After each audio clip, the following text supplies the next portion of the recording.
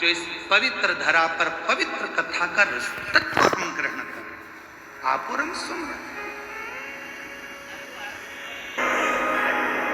कुछ मोड़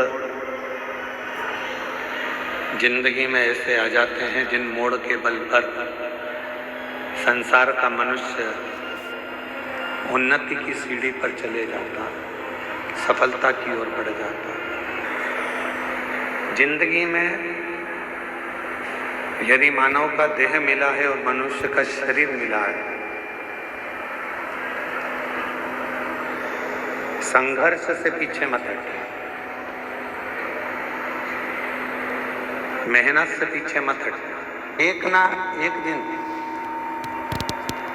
मेरा देव अधिदेव महादेव, मेरा बाबा भोलेनाथ आपका हाथ पकड़कर आपको मंजिल तक पहुंचा करेंगे। हम क्या करते हैं, अपनी आधे से ज्यादा जिंदगी तो हम विवाद में निकाल देते हैं। संवाद तो हम नहीं कर पाते, हम विवाद में पड़े रहते हैं। हम आपसे एक बात पूछें, जरा उत्तर दीजिएगा। स्पीकर ऑन बढ़ाइए, स्पीकर ऑन की आवाज नहीं खुली है, स्पीकर नहीं चल रहा है। एक बात आपसे पूछें, उत्तर दीजिएगा।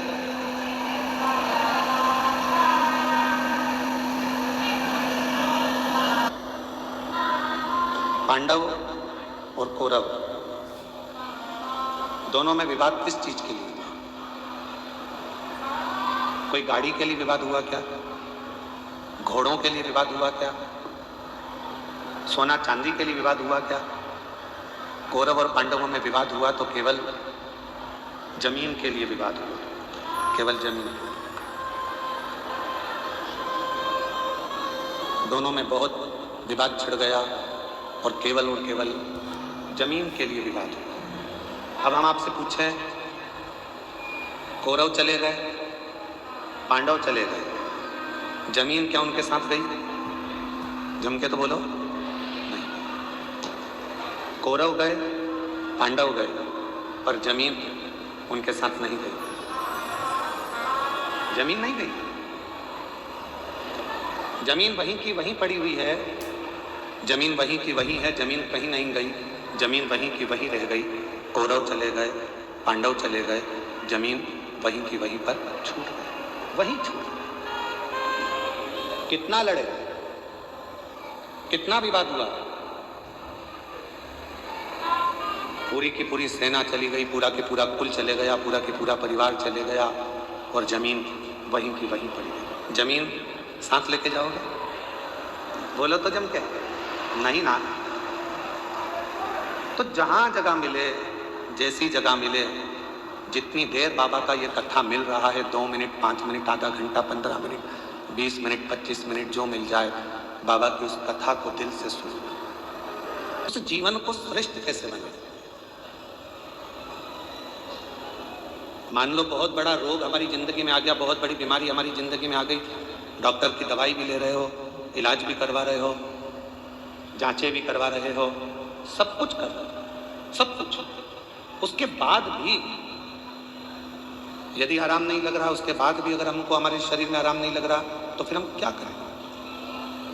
बहुत सावधानी से सुनिएगा कथा को, ध्यान लगाइएगा जरा। लग रहा है कि मैं दवाइयाँ खा रही हूँ, जांचें भी करा रही हूँ, इसके बाद भी मेरे शरीर पर दवाई असर नहीं कर रही, मेरा स्वास्थ्य ठीक नहीं हो रहा, तब 2 लोटा जल लीजिए, 5 बेलपत्री शिव जी पर चढ़ा दीजिए और जल की धार दोनों हाथों से धीरे धीरे कुंदकेश्वर महादेव का नाम लेकर जल की धार चढ़ाना प्रारंभ करें। 1 बेलपत्र और शिव जी पे चढ़ा हुआ जल लेकर आ जाइए। जल को सुबह पी लीजिए, बेलपत्र को प्रदोष काल के समय पर चबा चबा कर खाना प्रारंभ कर लीजिए। दवाई लगना चालू हो जाएगी, शरीर को आराम लगना प्रारंभ हो। मेरे शिव किसी को खाली नहीं भेजे हैं जीवन में, सबका भंडार भरकर, सबको संपदा देकर। जरा विचार करिए, ये वो पवित्र धरा है जहाँ बेजू ग्वाले ने भगवान शंकर के शिवलिंग को माता पार्वती जी के, माँ आद्य शक्ति माता सती के हृदय में ले जाकर रख दिया। लंका का राजा रावण लंका का राजा रावण देखकर थकित रह गया था, तो क्रोध में आकर लंका के राजा रावण ने उस शिवलिंग को अपने अंगूठे से जमीन में धंसाना प्रारंभ कर दिया। पहले तो शिवलिंग उठाना चाहा, पर उठा ही नहीं। जब शिवलिंग नहीं उठा, तब अपने अंगूठे से भूमि पे उसको दबाना प्रारंभ कर। पर तेरी कृपा का क्या है भरोसा, कब किसी पर हो जाए, जरा सी हम पर कर दो, जरा सी हम पर कर दो। भजन करो पर उसमें सुख ना दे। तुम सोचो कि मैं कथा में जा रही हूं और मुझे अच्छी जगह मिल जाएगी, मैं बैठ जाऊंगी कथा सुनने के लिए, मुझे अच्छी जगह मिल जाएगी, अच्छी जगह पे मैं जाके बैठ जाऊंगी। बिल्कुल दूसरी कथा में जाओगे तो जगह अच्छी मिल सकती है, पर शिव पुराण में तो शंकर भगवान के जैसे गण रहते हैं और शंकर भगवान का जैसे कैलाश रहता है, वैसे ही तुम्हें जाना है और वैसे ही बैठना है और वैसे ही श्रवण। बाकी की कथा का हम नहीं कर सकते, क्योंकि बाकी की कथा में तो तुम्हारे लिए कुर्सी भी लगती है, गादी भी लगती है, चद्दर भी बिछती है, तुम्हारे लिए सारी व्यवस्था होती है, कूलर भी लगाए जाते हैं। अब यहाँ तो तुम्हारा हाथ ही कूलर है और तुम्हारा पूरा प्रांगण, जहां तुम कथा को श्रवण करने, चाहे रोड पर बैठे हो, चाहे दुकान में बैठे हो, चाहे गाड़ी में बैठे हो, चाहे पंडाल में बैठे हो, चाहे तुम अपने घर में बैठे हो, जितनी देर तक शिव महापुराण की कथा तुम्हारे घर में चलती है, जितनी देर तुम्हारा मन शंकर की कथा में लगा रहता है, उतनी देर तक ये विचार करना कि तुम कैलाश पर बैठकर शिव पुराण की कथा को श्रवण। सुख नाम के राजा थे। बहुत सावधानी से सुनना, आज कथा का छठा दिन है। आज कथा की शिवरात्रि है।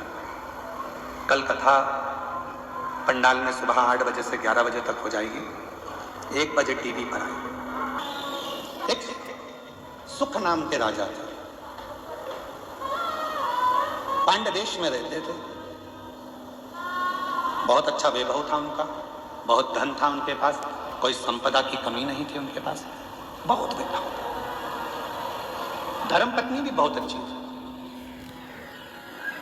बच्चे थे वो भी अच्छे थे। चारों तरफ उसका राज्य फैला हुआ था। पर एक बार नगर में अकाल पड़ा। अकाल, वृक्ष फल नहीं देते, अन्न नहीं होता, पीने का पानी नहीं है। जितने राज्य में घोड़े थे, हाथी थे, सेना थी, रथ थे, सब धीरे धीरे वो घोड़े हाथी बीमार होते चले गए, मरते चले गए। अकाल। सुख नाम के राजा के आसपास का जितना क्षेत्र था, सारे क्षेत्र में अकाल पड़ा हुआ था, बीमारी आ गई थी, जिस बीमारी ने चारों तरफ से लोगों को घेर लिया।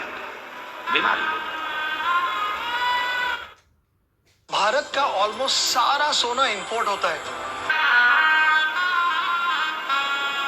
जब बीमारी आती है तो कुछ सिखा के जाती है। कोरोना बीमारी आई थी, पूरे देश को, पूरे राष्ट्र को, पूरे विश्व को हिलाकर रख दिया था। धन बहुत था, वैभव बहुत था, सत्ता बहुत थी, संपदा बहुत थी, सब कुछ था, पर किसने समय जाना, अकाल पड़ गया। राज्य के हाथी घोड़ा सब मर गए, बीमारियां लग गई, लोग होन बीमार पड़ने लगे, मरने लगे। अकाल था, कुछ खाने को नहीं मिला, पानी पीने को नहीं मिला, कुछ भी नहीं मिला, कुछ भी।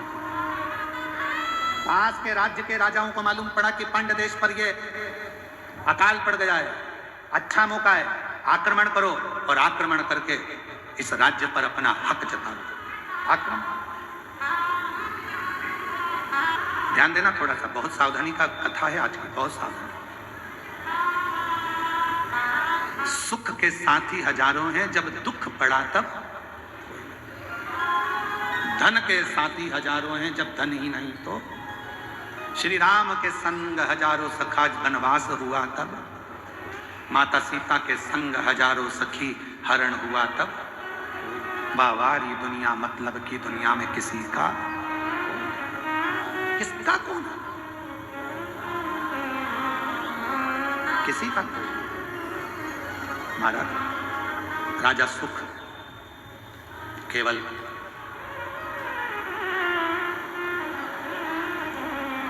अपने दिल की बात किससे कहें। अपने हृदय की बात किससे कह सकते हैं? किससे अपने मन का भाव कहें? एक वो मेरा तू ही तो हमदर्द है जिसे हर दर्द कहता हूँ। आप भी बोलिए, मेरा तू ही तो हमदर्द है जिसे हर दर्द कहता हूँ। के आगे प्रभु चुपचाप मेरे रहता हूँ, दुनिया के आगे प्रभु चुपचाप मेरे रहता हूँ। मेरा तू ही तो हमदर्द है जिससे हर दर्द कहता हूँ। रहिए, बाबा का सुंदर कथा वर्णन कर रही है। सुख नाम का राजा, संपदा बहुत थी पर अकाल पड़ गया और उस अकाल में सब कुछ चले गया। सब कुछ समाप्त। राजा के ऊपर आसपास के राज्य के आक्रमण हुआ और आक्रमण हुआ, पूरा वैभव राजा का चले गया। राजा अपनी पत्नी और बच्चों के साथ और थोड़ी सी सेना को लेकर 20-25 सेना को लेकर राजा जंगल में चले गया। कहीं ये दूसरे राजा मुझे मार ना डाले, ये दूसरे राजा मुझे समाप्त ना कर दे। चले गया दूसरे वन के अंदर गया। राजा देखा कुछ खाने पीने को मिलता नहीं, प्राप्त नहीं। बहुत रो रहा था। साथ के जितने सैनिक थे वो भी समझा रहे थे, महाराज क्यों रो रहे, क्यों, किस लिए रो रहे, तुम्हारी आंख में आंसू क्यों है? बचा नहीं सका, मेरा राज्य पूरा के पूरा चला गया और मेरे स्मरण में ये अकाल पड़ गया। पानी नहीं मिला, भोजन नहीं मिला, अन्न नहीं मिला, सामग्री नहीं मिली, सबकी सब पूरा चले गया। ये मुझे दुख हो। ये महाराज क्यों चिंता करते हो? सामने एक शंकर भगवान का शिवलिंग, एक ओटले पर, ओटला जानते हो, चबूतरे पर केवल शिवलिंग रखा हुआ था, केवल शिवलिंग और कुछ नहीं, केवल शिवलिंग। चबूतरे पर एक शिवलिंग रखा है, मात्र एक शिवलिंग चबूतरे। सुख राजा क्या देखता है कि वहां से एक कोई पथिक जल चढ़ाकर, जल लेकर आ रहा था। वो जल राजा के पास आया। राजन, पथिक ने पूछा, तुम कौन हो? आप कौन हो? पथिक पूछ रहा है, आप कौन हो? राजा कहता है कि मैं पांड्य देश का राजा हूं और अकाल पड़ने के कारण बस ये सब हो गया, धन चले गया, वैभव चले गया, सत्ता चली गई, सब गया और मैं यहां आया। दूसरे राजा मुझे मार ना दें इसलिए मैं इस वन में छुप कर बैठा हूं। क्यों चिंता करते हो? ले राजन, शिव का चढ़ा हुआ जल है, थोड़ा सा पी लो। राजा ने कहा, शिव का चढ़ा हुआ जल? हाँ। राजा ने हाथ रोका और पथिक से कहा कि मैं कभी किसी का बुरा नहीं किया, मैंने कभी किसी के लिए गलत नहीं किया, मैंने कभी किसी को अपशब्द नहीं किया, फिर मेरे साथ ऐसा कैसे हो गया? और आप कह रहे हो कि हुआ मैं जल पी लूं?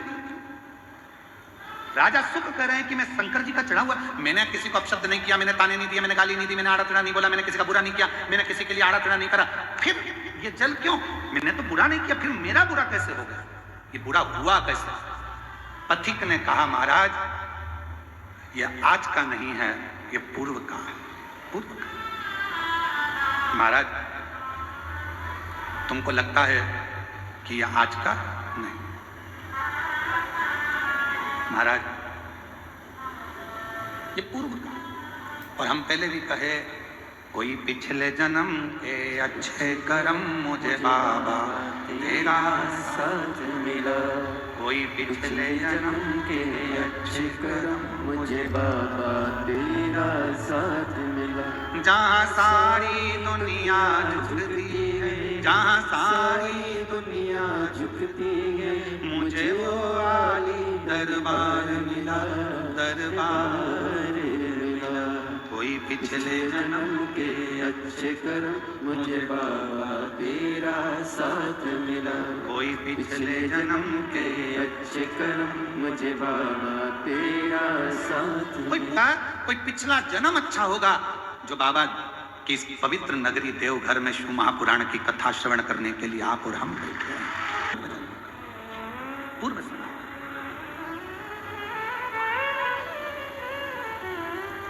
और कोई पिछले जन्म के अच्छे कर्म मुझे बाबा तेरा साथ मिला। पथिक ने कहा, राजा सुख सुनो, पूर्व जन्म में तुम एक डाकू बनकर जन्म लिए थे।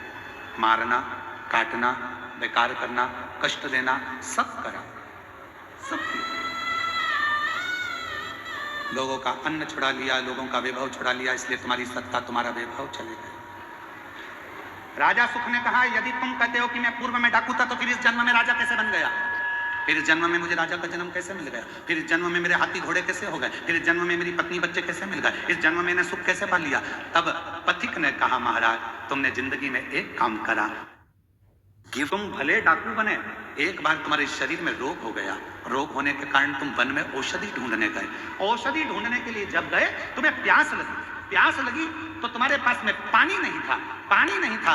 एक शंकर का शिवलिंग देखा, उस शिवलिंग के पास में एक पात्र भरा हुआ रखा था, उस पात्र को तुमने उठा लिया, देखा शंकर के शिवलिंग पर बहुत सारा कुछ ना कुछ पदार्थ लगा था, तुमने वही पानी शिव पर डाल दिया और उसी पानी को झेलकर तुमने पी लिया, जिसके फल स्वरूप तुम्हें इस जन्म में राजा का जन्म मिला, पत्नी मिली, बच्चे मिले, घर मिला, परिवार मिला, सुख मिला, सब कुछ मिला। और पिछले जन्म का एक पुण्य तुम्हारे को राजा बना देता है, पिछले जन्म का कुछ पुण्य तुम्हारे को फिर उस राज्य को छुड़ा लेता है।